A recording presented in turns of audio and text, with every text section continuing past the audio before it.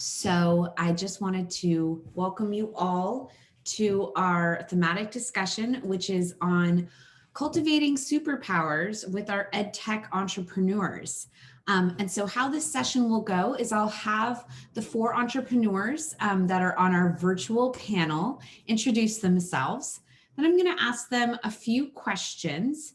And afterwards, I'd love to open it up to the audience to have you ask our innovators some questions. So whether you joined us from the demo session earlier today or not, I'd love to have Venlight and GMRC give yourself a brief personal introduction and maybe a 30-second innovation introduction. And then I'll have the rest of the innovators introduce themselves before we ask a few questions.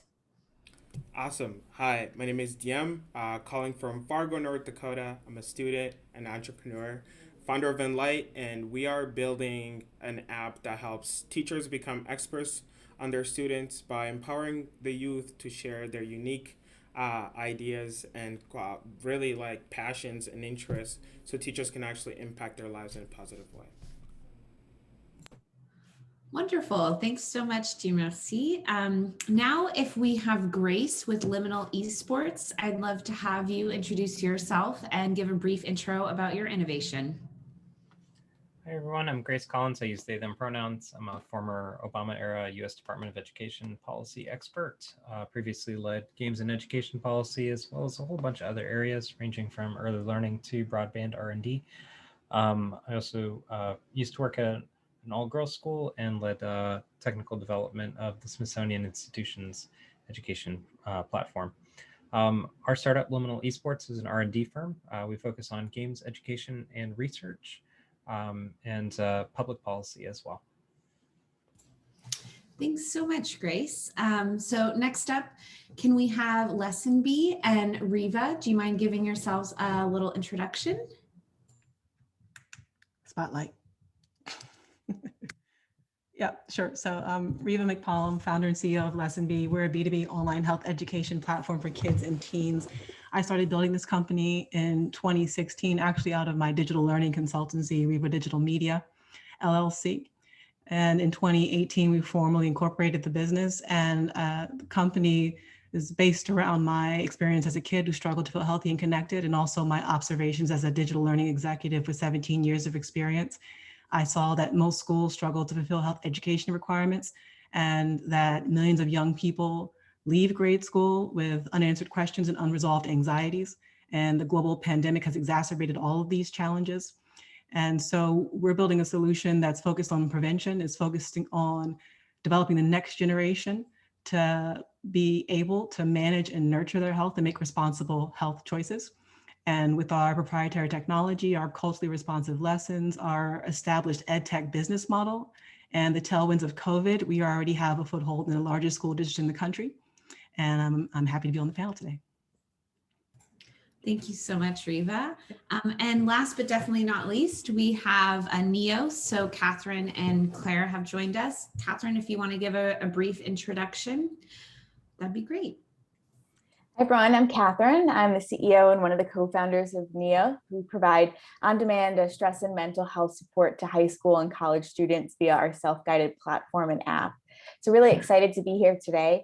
My background was actually as a clinician and therapist in patient care. My doctorate's in neuroscience, so I was working for a while in clinical research with adolescents and young adults, and also some community-based health programs. And that's really how I became interested in using technology to increase access to care, and ultimately ended up moving out to Silicon Valley, which is where I am now. So really excited to be here today, and also to have Claire, my Chief Medical Officer, joining. Hello. Yay. Hey, Claire. Yeah, feel free to introduce yourself as well if you want. Hi. Oh, no, that's okay. I don't need to take up any space. It's okay. Okay, well, we're going to ask all the innovators a few questions. So if you want to jump in, you can. Now, this first question, I would love to have all the innovators answer. So if you feel so brave, someone can jump in and then you guys can all build on each other. But I would have to say that this year, it'd be unbeknownst to me if we didn't say came with a lot of different challenges. COVID education has totally been transformed in some ways. And so just as innovators in the EdTech space and arena, what challenges have you witnessed youth facing in learning environments, and how has your innovation addressed these challenges? So if one innovator wants to start just talking about the challenges that they've seen youth face, and then also how their innovation has addressed these. I'll jump in Wonderful. because I have a story and I'm a storyteller sometimes. So I was teaching when the pandemic hit. We actually just came back from a school trip to New York City, which was in February, which was not wise. But I came back and saw that we transitioned to remote learning, and I saw that a lot of my students who had been some of my best students, right, like who'd always been there, had always been so excited and had been so ready to do computer science and game design, just weren't there anymore, really. They had been turning off their cameras. They had been struggling to turn in assignments. People who would turn in bonus assignments, right, and come in and sit in extra classes, and they just wouldn't really participate anymore because of the mental trauma and because everything that was weighing down from COVID and the pandemic and all of the uncertainty around there. It was times like those when what I saw lift them up was community.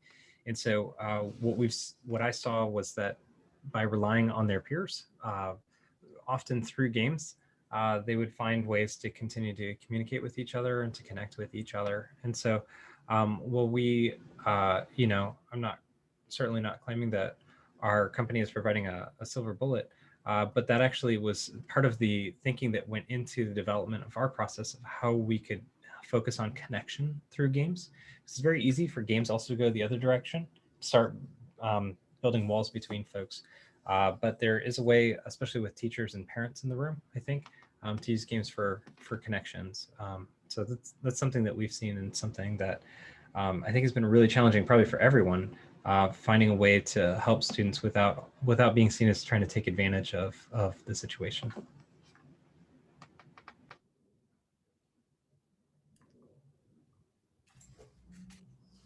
Can I? Okay. Hi, I have been teaching this whole time. I'm an assistant professor at the OHSU PSU School of Public Health in Portland, Oregon. And what I have seen huge changes in my students, in their quality of life and their interaction with their coursework, a lot more anxiety, and a lot more students asking for extensions on their deadlines, students getting incompletes, students getting poor grades. Normally my class is an easy A, and it really hasn't been an easy A for the last year. So I've had to modify my teaching procedures a lot, and I have. And one of the ways that NEOLF has been part of that is, first of all, I give my students extra credit if they sign up and they use the platform after a minimum number of minutes. And also another thing that we've done is helping a lot of the youth that we work with take action. And I think one of the things that's most stressful about the pandemic is that it's so monolithic and huge, and often feels like there's nothing any individual person can do to make the situation any better. So between our ambassador program and our internship programs and our advisors and our work with Headstream, we really have given students something to do. And I think that's super important for our users and for young people everywhere. They have so much energy and creativity that I think helping them focus that and put it into action is a critical part of our work. So that's my 2 cents. So I think I come in as a student who is literally going through it right now. And for me and my peers and what I've saw, and also talking to the youth about what has gone on, for the past past year really, is this disconnect also from teachers, right? Like sometimes school was the place where we went to escape. Home sometimes was a little hard. So not having that space is really hard. A lot of us sometimes were scared to turn on the camera because we're sometimes maybe embarrassed of the house that we live in. And so for us, it's like this understanding and connection that was really hard, for us to think like, man, does this teacher even care? And so it's like, if they don't care, or I'm embarrassed enough to not really turn on my camera because my house looks a certain way or I look a certain way this morning. I think there's a different part of the student voice that wasn't understood. And so with our product, especially, we want to have help teachers really find those connections. What are some access points that teachers could use of you're passionate about this? When you're in the pandemic, are you doing all, are you interested in this? What are some interesting things that you've been, kind of working towards as for self-growth especially? And so for me, I think it's on the student side, we don't get a lot of voice. And I think a platform that can give students a voice and teachers to get that instant data is actually really, really important, especially in today's world where students are very, very, very hard on listen to me because I have something to say and something to contribute to. So. Oh, thank you for that. Riva, did you want to build on that in any way? Sure. Yeah, I agree. And I think that building trust is critical. It's always critical. It's more challenging now. And in the context of health education, obviously the health class experience can be incredibly awkward for students, especially when students are coming from different backgrounds and different cultures and different levels of knowledge and exposure to health topics. So the way that we address that at LessonB is through our culturally responsive content. We're showing students stories that feature diverse characters, and we're really intentional in how we develop the storylines so that it's authentic and it's relatable. And then students also are empowered to choose their own adventure. So based on their responses in this experience, the whole simulation adapts around them. So it's personalized, and they're able to exercise decision-making, but importantly, they're able to get exposed to these really complex and nuanced topics in a safe, private, and empowering environment. And so that transforms the remote learning experience such that when they come into the Zoom room, they feel more confident. They feel more ready to have conversation, and they're more focused and on task as a result of that. Oh, wow. Yeah, that's really insightful. No, all of you have been really at the forefront of pioneering some truly innovative solutions. So it's wonderful to hear from you all about that. And I think, my next question is really geared towards the populations you serve. So the youth. I'd love to ask one more question before opening it up to questions from the audience. But at Headstream, we definitely prioritize youth-centered design. And so if anyone wants to chime in on what their experience has been like working closely with youth, either throughout the duration of your innovation or just over these past 5 months, I'd love to see what that's been like.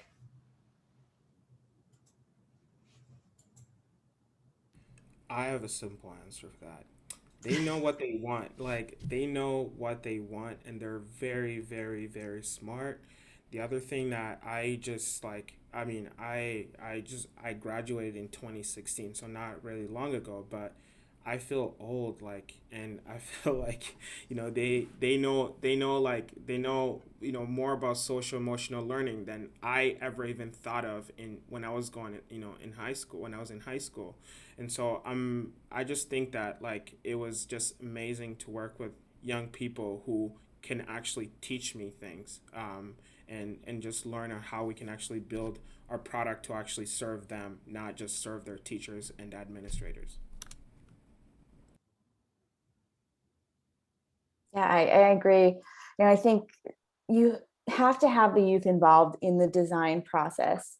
Otherwise, it can just fall flat. The differences between even a mental health program like what we work on for adults versus youth are really vast. The way that they engage in content, for example, as digital natives, their attention span, they're used to things like TikTok or things like YouTube, as opposed to something that's like Coursera style. We really need to be able to kind of especially given the pandemic and everything that's going on this year with Zoom fatigue, be able to create these interventions around their capacity for resilience, for self-regulation, and just for their attention. So really being able to work with them to understand what are your needs and how can this program best suit you. I think oftentimes, especially myself and Claire, coming from an academic background and also as educators, sometimes when we were designing research programs, or when I was an NIH researcher, we would think, well, we must know, we have the degrees, we know everything.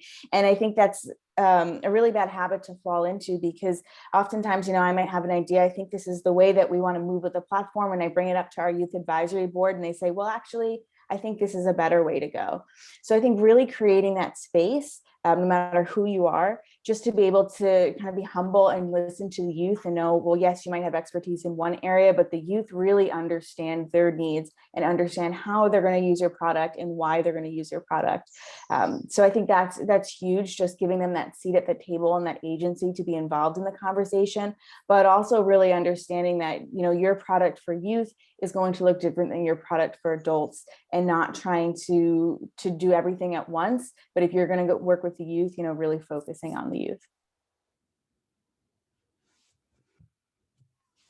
Yeah, I agree with that. And I definitely feel that that's one area where LessonB stands out in terms of our instructional design, our use of social media like experiences and simulated text messaging and visual novel styles and all of these things, where we're not just leveraging traditional e-learning interactivity, but really creating environments that reflect the spaces where young people like to spend their time, where they spend most of their time communicating, where they spend most of their time accessing information.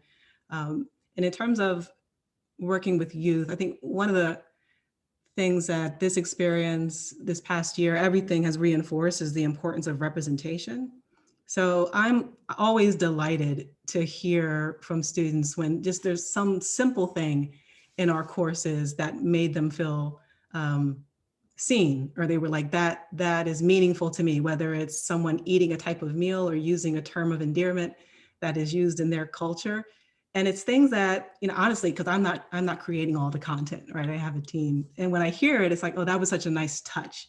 And it's so meaningful to young people. And because a lot of this stemmed from my personal experience and not feeling like I saw people like myself growing up, and I guess the impact that had on my self-esteem. It is very rewarding. It makes me happy to know that we're creating content in that way. Wow, yeah, no, that's really powerful. Grace, do you have any thing you wanted to weigh in on? If not, that's fine as well. Sure, just say that in addition to kind of the wholesale strategies that we've been taking to try and reach out to students, especially underrepresented students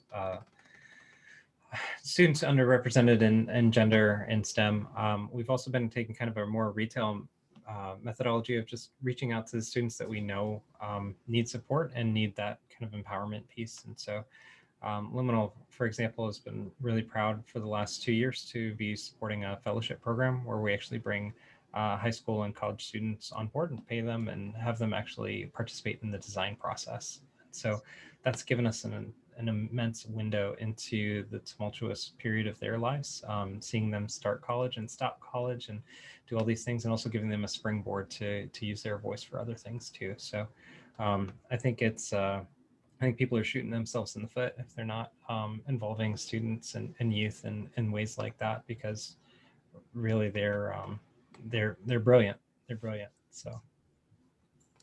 Yeah, thank you. I couldn't agree more. I do want to make sure that we leave a little bit of time for questions, and we are in the presence of diverse practitioners in the audience coming from all different fields, either education, private sector, public sector. So if any of you have any questions, please feel free to write them in the chat. You can direct them at a particular innovator, or it can be a general question. Or if you feel so brave, you can also just take yourself off mute and ask the question to the audience.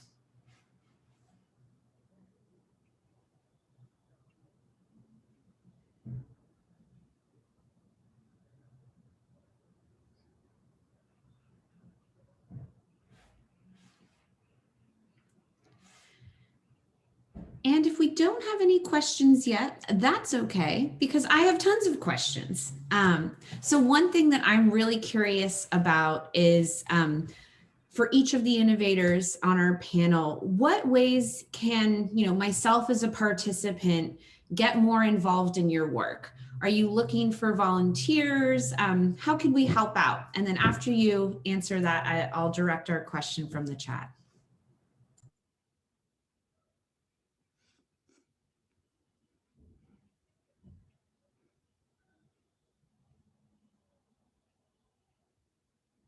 Sure, Danny, I can. Oh, Claire, you go first, and then I'll go second. All I was going to say was, Great minds. yeah, totally. We're like this sometimes. It's so helpful to hear from people like you, DM. Did I pronounce that correctly? Because you're a part of the group of the population that we want to work with. So I just would love, if you have thoughts about Neoth or any interaction you've had with it, especially from you, I think that would be really, I would find that really interesting. So that's something that's been helpful being part of Headstream. Yeah, and just seconding that, I know some of our student ambassadors are on the call, so it's great to see them. But for any youth who are wanting to get involved, like Claire had mentioned, we have internship programs in our ambassador program and even our youth advisory council. So, we're always looking to get the youth voice as to how they want this product to be shaped, but also to provide kind of professional development and networking opportunities for the youth. And other ways, Annie, you said, how could participants help or how could they get involved? We're working through now our school implementation partners for the fall. So I know there are a couple schools here, and if you want to reach out about that, we're kind of finalizing the schools that we're going to be working with. And the other big thing that we're looking forward to doing over the next few months is finding partnerships. So really partnering with social impact companies or nonprofits in the mental health and education space, just to talk more, to get the conversation going, especially this conversation in schools about how can we use technology, how can we use digital health to improve students' lives. Yeah, I would like to also kind of echo that. Like, yeah, if you're a student, please reach out. And especially like if you're an educator, and like relationships, especially if relationships are important to you, we'd love to talk. And like for us, like my biggest thing has been watching and talking to teachers about what type of qualitative data would they like to see on this platform that can actually help them engage their students in a meaningful way and to actually help them realize their fullest potential. I think one of the things that is very interesting, as some of the things going on, as when I was going through school, I'm very artsy, creative, so like STEM education was always in my face, and I was like, I don't know, like if that's something so like if you really care or like about especially like involving students in STEM or the arts, like I would love to work with schools that care about those things so we can actually figure out who are those students who actually care about those things in their community and actually elevate them up so they can actually realize their fullest potential.